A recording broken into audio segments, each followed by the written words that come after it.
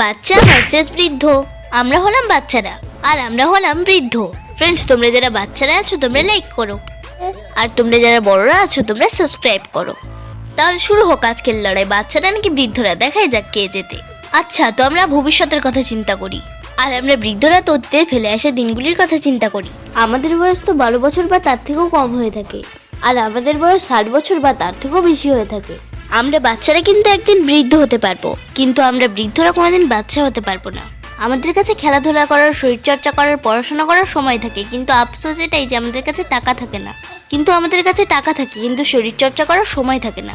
আমাদের তো এই বয়সে নতুন দাঁত গজায়, আর আমরা নতুন নতুন খাবারের মজা নিতে পারি। আর বৃদ্ধ বয়সে আমাদের সব দাঁত পড়ে যায়, তাই জন্য আমরা ভালো ভালো খাবারের মজা নিতে পারি না।